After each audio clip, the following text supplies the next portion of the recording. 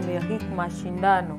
À cette heure, nous avons la mathématique numération.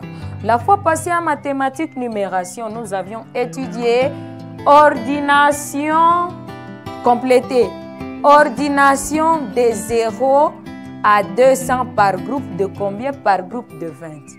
Et nous avons ordonné nos nombres par ordre croissant et par ordre décroissant, suivant par groupe de 20 et de 50. Et les amis, j'ai une chose que je vais vous narrer. Chez nous à la maison, il y avait une maman qui vendait des œufs. Alors, cette maman, lorsqu'elle vendait des œufs, elle avait beaucoup de plaquettes. Alors, le premier jour, il était parti au Rwanda. Il avait tant de plaquettes, je vous dis. Son premier plaquette comptait. Donc, dans une plaquette, il y avait 10 œufs. 1, 2, 3, 4. On suppose que ça, c'est un plaquette. La plaquette. Alors, les amis, lorsqu'elle venait du Rwanda, elle avait amené 13 œufs. 13 œufs. Je mets là 2 œufs, 3, 4, 5, 6, 7, 8, 9, 10. Là, j'avais donc, oui, cette maman, dans un plaquette, il y avait 12 œufs. Alors, lorsqu'elle venait du Rwanda, elle a amené 13. Donc, 3 œufs sont restés de l'autre côté. Deuxième fois, elle a amené 26. 26 œufs. Là, il a pris 2 plaquettes.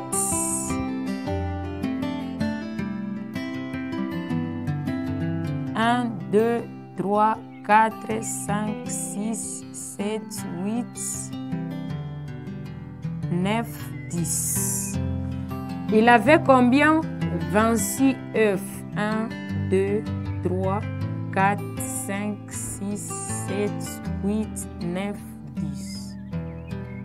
Alors, combien sont restés? 6. 1, 2, 3, 4, 5, 6. Alors, Mama Kapinga, lorsqu'elle partait au Rwanda, pour la première fois, elle a amené 13 œufs. Tout pour la seconde fois, elle a amené 26 œufs. Alors, les amis, ici, nous avons combien? Nous avons 13. Et là, il y a combien? Il y a 26. Alors, les amis, Mama Kapinga a utilisé une plaquette de combien de 10 œufs. Et là, nous allons symboliser par D. Ça comme D. Alors, combien de œufs qui sont restés à part? C'est 3 œufs. Alors, et là, nous allons symboliser par U. Retenez qu'aujourd'hui, en mathématiques, numération, nous allons étudier les dizaines et les unités. Les dizaines et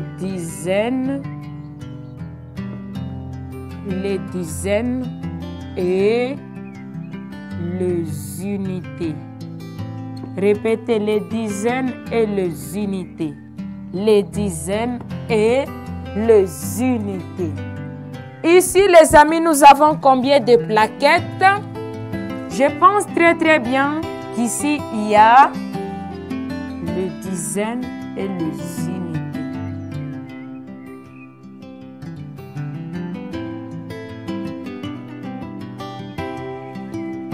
Les dizaines et les unités. Merci.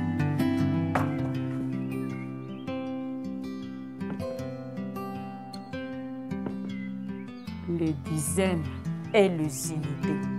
Alors les amis, le premier plaquette, il y avait combien de? Il y avait 10. Il écrit du symbolisé par D. Les restes de jeu, c'était 3. Il a symbolisé par I. Pour dire que les dizaines et dans la première plaquette, il y avait 10 qui avait 10 dizaines et 3 unités qui sont restées à part. La seconde fois, lorsqu'elle venait du Rwanda, elle a amené combien? 26 E. Il a fait 26, 20, qui a symbolisé par 2, et su E qui a symbolisé par U.